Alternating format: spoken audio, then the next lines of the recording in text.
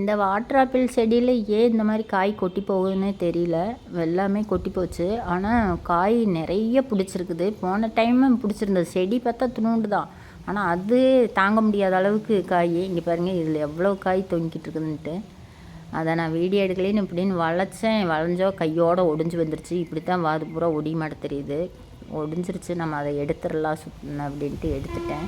இங்கே பாருங்கள், இது எவ்வளோ வெயிட் இருக்குதுன்ட்டுருக்குறீங்க. 1 கிலோ ஒரு மாட்ட தெரியுது. அந்தளவுக்கு வெயிட் பூரா கையும் சேர்ந்து. அப்போ வாதெல்லாம் ரொம்ப துணுண்டாக இருக்குது. அதனால தாங்க மாட்டாமல் எல்லாம் ஒடிஞ்சு போயிடுது. அது இல்லாத ஏனோ கொட்டி வேற போகுது கீழே. இந்த இடத்துல இருக்கிறதெல்லாம் ஏனோ கீழே கை தொட்டோம்னாவே பொழுன்னு உழுகுது. சில காய்க்கு நல்லா இருக்குது. இங்கே பாருங்கள், இது காற்றுக்கு மேலேருந்து ஒடிஞ்சு போச்சு. காற்றுக்கு ஒடிஞ்சுதா வெயிட் தாங்க முடியாமல் ஒடிஞ்சிருச்சா தெரியல. ஆனால் மரம் துணுண்டு தான். ஆனால் இது பரவாயில்ல. இந்த மாதிரி காய் காய்க்கிறது ரொம்ப நல்லது தான். நம்மளுக்கு வாட்டர் ஆப்பிள் சாப்பிட்ட மாதிரி இருக்கும்.